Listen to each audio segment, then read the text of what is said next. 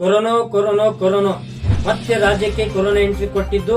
ಬೀದರ್ ಜಿಲ್ಲೆಯಲ್ಲಿ ಕೂಡ ಈ ಒಂದು ಕೊರೋನಾ ಎಂಟ್ರಿ ಕೊಟ್ಟಿದ್ದು. ಈಗಾಗಲೇ ಹಲ್ಕಿಯಿಂದನೇ ಒಬ್ಬ ಮಹಿಳೆಗೆ ಕೊರೋನಾ ಪಾಸಿಟಿವ್. ಮತ್ತೆ ರಾಜ್ಯಕ್ಕೆ ಕೋವಿಡ್ ಎಂಟ್ರಿ.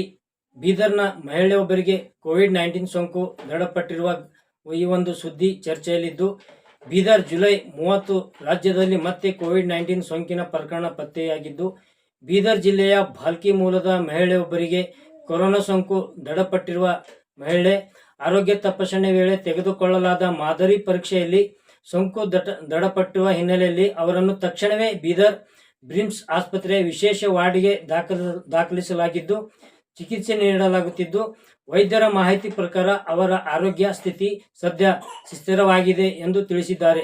ಪ್ರಕರಣ ದೃಢಪಟ್ಟ ತಕ್ಷಣವೇ ಜಿಲ್ಲಾ ಆರೋಗ್ಯ ಇಲಾಖೆ ಎಚ್ಚೆತ್ತುಕೊಂಡಿದ್ದು, ಸೋಂಕಿತ ಮಹಿಳೆ ಪ್ರಯಾಣ ವಿವರ, ಟ್ರಾವೆಲ್ಸ್ ಹಿಸ್ಟರಿ ಹಾಗೂ ಇತ್ತೀಚಿನ ಅವರ ಸಂಪರ್ಕ ಹೊಂದಿದ್ದ ವ್ಯಕ್ತಿಗಳ ಮಾಹಿತಿಯನ್ನು ಸಂಗ್ರಹಿಸುತ್ತಿದ್ದು ಕಾರ್ಯ ಆರಂಭಿಸಿದೆ.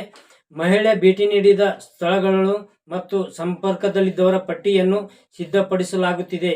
ನೋಡಿ, ಹಿಂದೆ 2019-18ರಲ್ಲಿ ಏನು ಕೊರೋನಾ ನಡೆದಿತ್ತು, ಇಡೀ ದೇಶಕ್ಕೆ ಹಾಗೂ ಇದೇ ವೇಳೆ ಸೋಂಕಿತೆಯ ಕುಟುಂಬದ ಸದಸ್ಯರು ಹಾಗೂ ಮನೆಯಲ್ಲಿರುವ ಎಲ್ಲರಿಗೂ ಕೋವಿಡ್ ಪರೀಕ್ಷೆ ನಡೆಸಲು ಕ್ರಮ ಕೈಗೊಳ್ಳಲಾಗಿದೆ. ಅಲ್ಲದೆ ಅವರ ಸಂಪರ್ಕಕ್ಕೆ ಬಂದ ಸಂಬಂಧಿಕರು, ಸ್ನೇಹಿತರು ಮತ್ತು ಇತರರಿಗೂ ಪರೀಕ್ಷೆ ನಡೆಸಲಾಗುತ್ತಿದ್ದು, ಅಗತ್ಯವಿದ್ದರೆ ಅವರನ್ನು ಪ್ರತ್ಯೇಕ ನಿಗಾದಲ್ಲಿ ಇಡಿಸಲಾಗುವುದು ಎಂದು ಆರೋಗ್ಯ ಇಲಾಖೆ ತಿಳಿಸಿದೆ.